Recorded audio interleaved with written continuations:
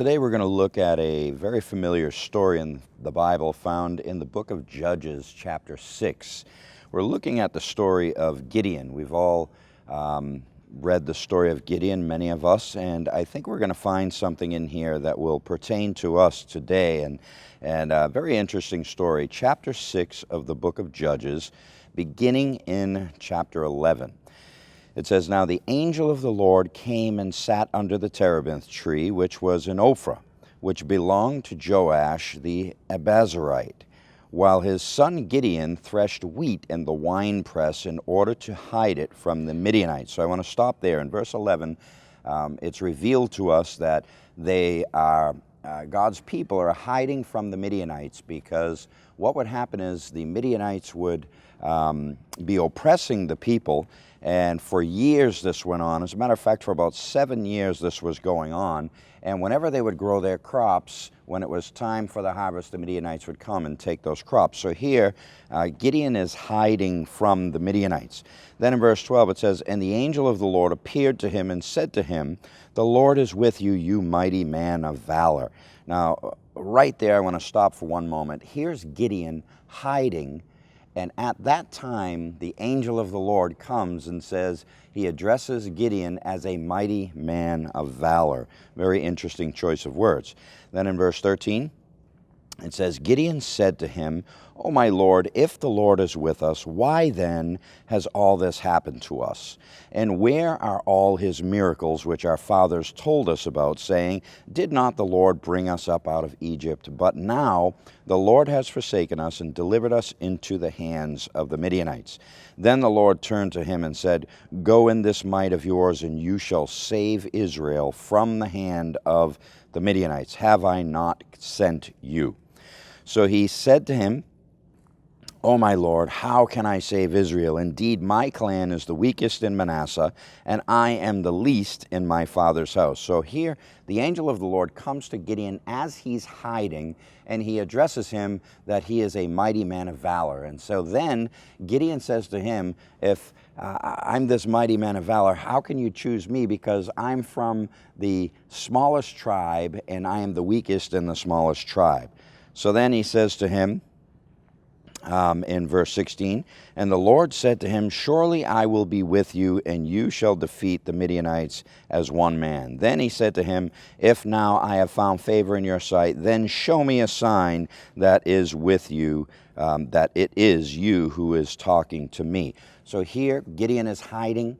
God comes to him and says, "You're a mighty man of valor." He says, "Whoa, what do you mean I'm a mighty man of valor? How can I be a mighty man of valor? Where's all these promises that we heard?"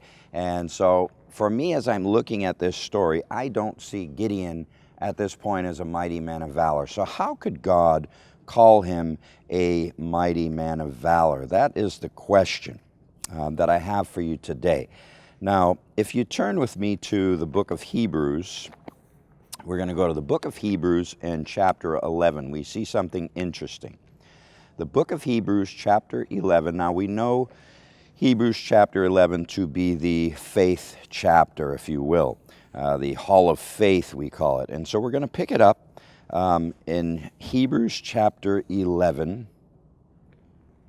And we're going to look at beginning in verse 30. It says, by faith, the walls of Jericho fell down after they were encircled for 7 days. By faith, the harlot Rahab did not perish with those who did not believe when she had received the spies with peace. And what more shall I say? For the time would fail me to tell of Gideon and Barak and Samson and Jephthah, also of David and Samuel and the prophets, who through faith subdued kingdoms, worked righteousness, obtained promises, stopped the mouths of lions, quenched the violence of fire, escaped the edge of the sword, out of weakness were made strong, became valiant in battle, turned to flight the armies of the aliens. And so here we're showed how God could call Gideon a mighty man of valor. I don't know if you caught that or not, but here God in the book of in the story of Gideon in Judges, God says you're a mighty man of valor. And so then as we look at it, we don't see this mighty man of valor. We see someone that's hiding, somebody that's going back and forth with God. Where's the promise of deliverance and so forth? But then we see here, God was looking at Gideon at that time, not who he was at that time, but who he would become if he would follow the Lord in God's plans. And so then here in chapter 11 of Hebrews, I want to go back to one verse in verse 34. It says, "Quench the violence of fire, escape the edge of the sword, out of weakness were made strong, became valiant in battle."